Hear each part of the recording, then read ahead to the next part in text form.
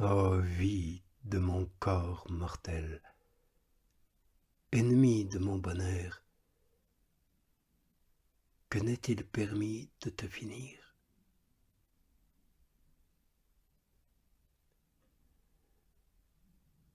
Je ne te souffre que parce que mon Dieu te souffre.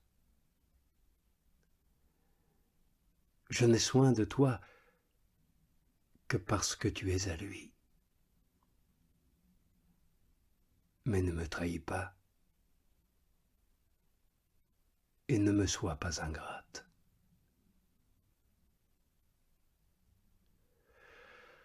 Hélas, mon Seigneur, que mon bannissement est long. Il est vrai que tout le temps est court pour acquérir ton éternité, mais un seul jour et une seule heure durent beaucoup à ceux qui craignent de t'offenser et qui ne savent pas s'ils t'offensent ou non, à ceux qui craignent de ne pas être dans ta volonté et qui ne savent pas si effectivement ils le sont ou pas. Ô libre arbitre, que tu es esclave de ta liberté. Si tu n'es attaché comme avec des clous par l'amour et par la révérence de celui qui t'a créé,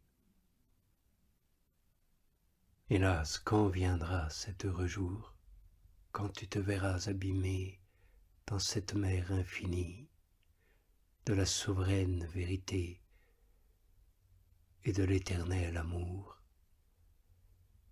où tu n'auras plus la liberté de pouvoir pécher,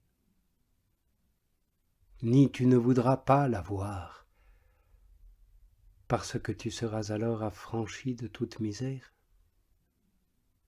et heureusement réuni, et comme naturalisé avec la vie de ton Dieu, de ton Créateur, de ton Maître, de ton époux. Dieu est bienheureux parce qu'il se connaît, parce qu'il s'aime, parce qu'il jouit de soi-même sans qu'il lui soit possible de faire autrement. Il n'a pu avoir la liberté de s'oublier soi-même ou de cesser de s'aimer. Et ce ne serait pas en lui une perfection, mais une imperfection que d'avoir cette liberté.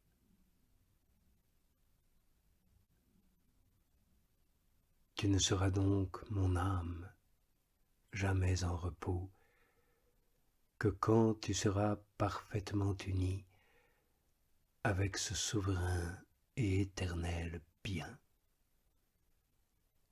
que tu connaîtras, quand tu connaîtras ce qu'il possède. Car alors tu ne seras plus sujette à changer, mais ta volonté sera immuable, parce que la grâce de Dieu agira en toi si puissamment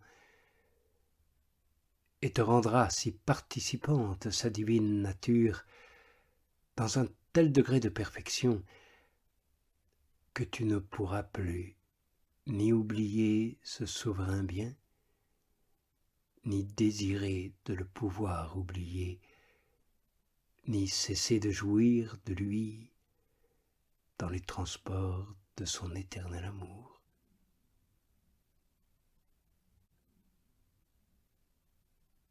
Bienheureux, nous dit l'Écriture, ceux qui sont écrits dans le livre de cette éternelle vie.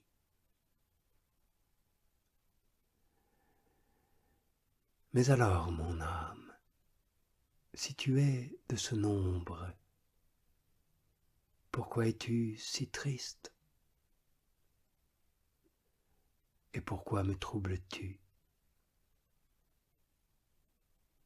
espère en Dieu,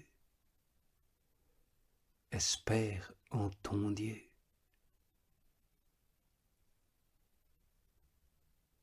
Oui, je veux sans différer davantage lui confesser mes fautes et publier ses miséricordes, pour composer de l'un et de l'autre un cantique mêlé de 1000 soupirs à la louange de mon Sauveur et de mon Dieu.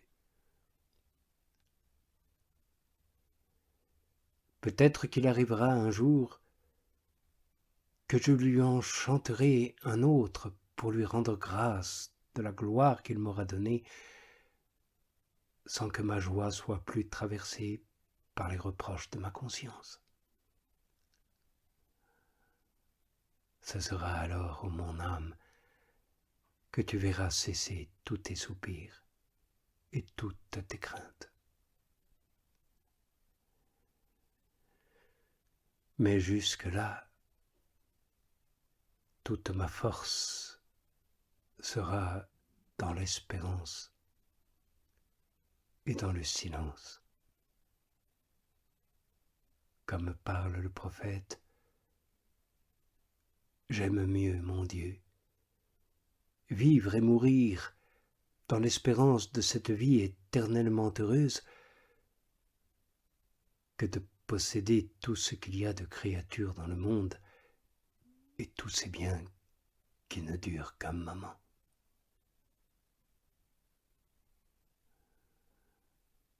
Alors ne m'abandonne pas, mon Seigneur, puisque ma confiance est toute en toi. Ne trompe pas mes espérances. Fais-moi toujours la grâce de te suivre et de te servir. Et après, dispose de moi comme il te plaira.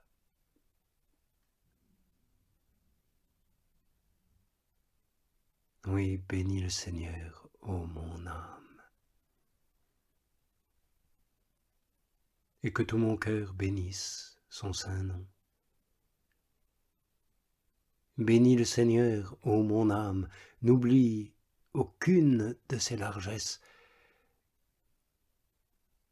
Lui seul peut pardonner toutes tes fautes, te guérir de toutes tes blessures, racheter ta vie de la fosse, te couronner de grâce et de miséricorde, rassasier de bien tes années, renouveler ta jeunesse comme l'aigle. Oui, le Seigneur exerce la justice. Il fait droit à l'opprimé. Il est miséricordieux, bienveillant, lent à la colère, riche en miséricorde. Il n'incrimine pas sans fin, son ressentiment n'est pas éternel. Il ne mesure pas selon nos fautes, ne nous rend pas selon nos péchés. Oui, autant les cieux dominent la terre, autant se penche sa bonté sur ceux qui le révèrent. Oui, autant l'Orient est loin de l'Occident, autant de nous il éloigne nos forfaits. Plus qu'un père a compassion de ses enfants, le Seigneur fait miséricorde à ceux qui le craignent. Et il sait bien de quoi nous sommes pétris. Il se souvient que nous sommes poussière. Oui, l'homme, ses jours sont comme l'herbe. Sa fleur est comme celle des champs, que sur elle passe un souffle, elle n'est plus, et le lieu qu'elle occupait n'en a plus souvenir.